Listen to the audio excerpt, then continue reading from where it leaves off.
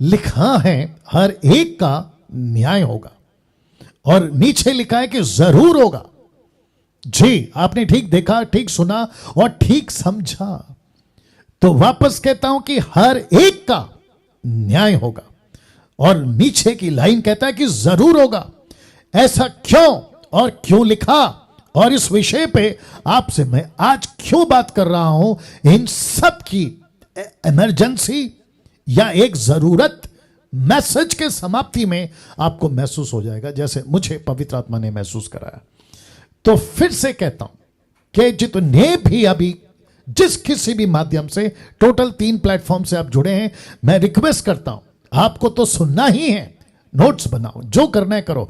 मैं इसकी PDF WhatsApp group में, जितने भी मसीह मंथन के व्हाट्सएप ग्रुप से, उन सब में शेयर कर दूंगा, ठीक है ना।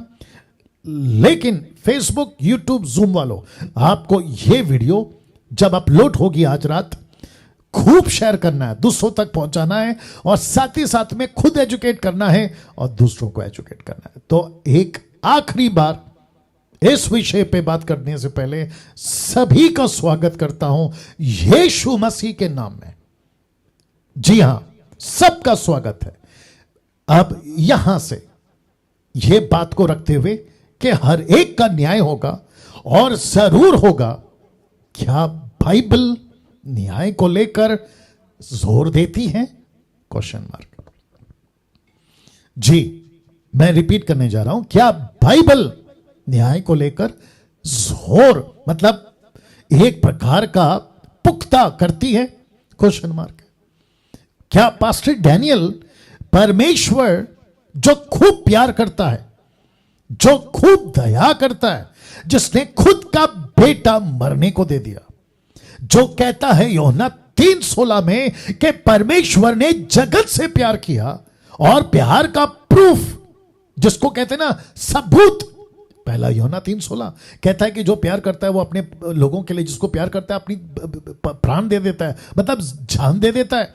ऐसा परमेश्वर यूहन्ना 3:16 वाला कहता है मैं प्यार करता हूं। तो इतना प्यार करने वाला परमेश्वर क्या किसी का न्याय करेगा, और वो भी अनंत काल के लिए?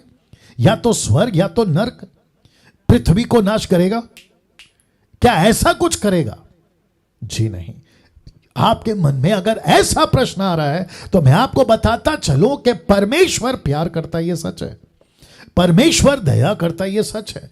परमेश्वर तरस खाता है, ये सच है। चंगाई देता, सच है। लेकिन साथ ही साथ वो पवित्र है, साथ ही साथ वो धर्मी है, साथ ही साथ वो सच्चा है, और वो किसी गलत चीज को अपने राज्य में, अपने पास में, अपने बच्चों के जीवन में बर्दाश्त नहीं करेगा।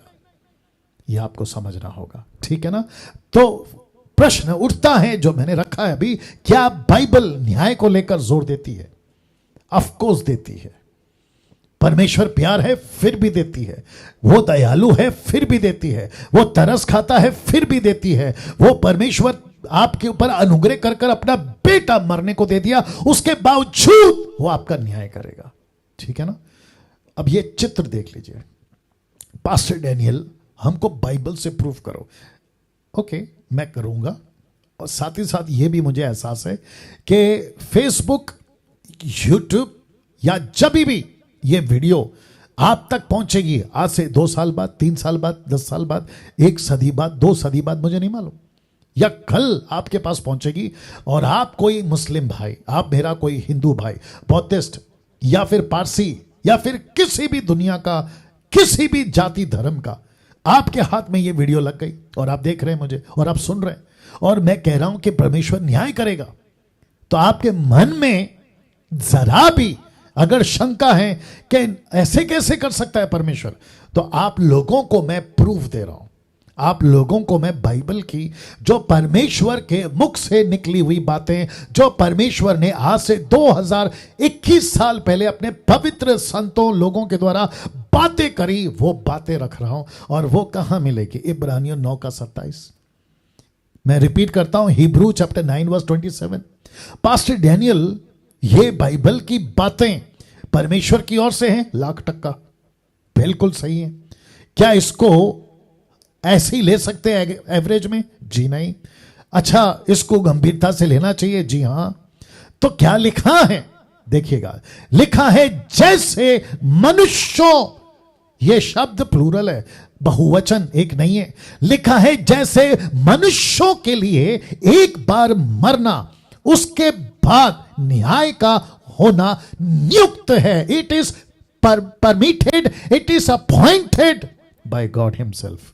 यीशु ने खुद इसको नियुक्त कर दिया है कि एक एक व्यक्ति का न्याय होगा। हिंदू, मुस्लिम, सिख, ईसाई, बुद्धिस्ट, पारसी, आदिवासी, यहूदी, कोई भी क्यों ना हो, अमीर, गरीब, किसी भी तबके का आदमी, सबका न्याय होगा। देख लीजिए, मैंने इसको हाईलाइट किया रेड में। इसका मतलब जो सिंहासन पर परमेश्वर बैठा है, फोटो देख लीजिएगा, इस परमेश्वर को, जिसको हम कहते हैं ऑलमाइटी गॉड, जिसको हम कहते हैं खुदा, जिसको हम कहते हैं ईश्वर, जिसको हम कहते हैं भगवान, जिसको हम कहते हैं ऊपर वाला, जिसको हम कहते हैं कि कोई तो शक्ति है जिसने ये ब्रह्मांड को रचा है, मैं उन सभी से बात कर रहा हूं कि उस परमेश्वर ने अपना नाम आज से 2022 साल, 21 साल पहले बोलो यहोवा, लेकिन उसके बाद यशु, और अब यह वही यीशु को अधिकार दिया गया है कि मानव जाति का वो न्याय करेगा, वो न्याय करेगा। कैसा लग रहा है दोस्तों? आप लोग अभी तक इन बातों को समझ पा रहे होंगे, मैं समझता हूं। तो जितने भी सदस्य अभी मेरी बातें सुन रहे हैं, मैं एक एक व्यक्ति को कहना चाहता हूं, जब आप ये बातें सुन रहे हैं ना, तो यहां पे आपकी रूह में, आपके दिल में, आपके जहन में ये बात को गांठ बांध के रख लो कि पृथ्वी पर पैदा हुआ हर इंसान, मैं रिपीट करता हूं कि पृथ्वी पे पैदा हुआ हर इंसान, किसी भी धर्म जाति का, उसको मरने के बाद न्याय के सिंहासन के सामने खड़ा होना होगा।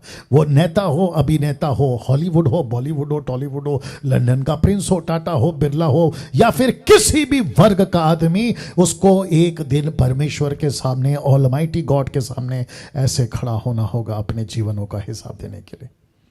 My goodness. नाउ एक व्यक्ति है साहब, उसका नाम है दानियल, इंग्लिश में डैनियल, मैं नहीं बाइबल वाला। उसका 12:2, चैप्टर 12 वर्स 2, देखो क्या लिखा है।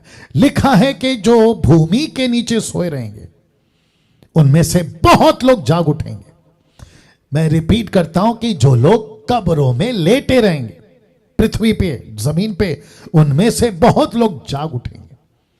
लिखा है कितने तो सदा के जीवन के लिए, अनंत काल का जीवन, और लिखा है कितने अपनी नाम धराई और सदा तक अत्यंत घिनौने ठहरने के लिए जाग उठेंगे। तो पृथ्वी जब से आदम जात बना अब तक, आज की तारीख तक की मैं बात कर रहा हूं, 25 जुलाई, आज तक जितने भी पृथ्वी पे मरे, राजा, महाराजा, गरीब, अमीर, सब एक दिन जी उठेंगे। और जैसे जी उठेंगे तो लिखा है कि उसमें से कुछ या कई अनंत काल का जीवन, या कुछ अनंत काल के लिए घिनौने, मतलब उनको देखकर घृणा पैदा होगी।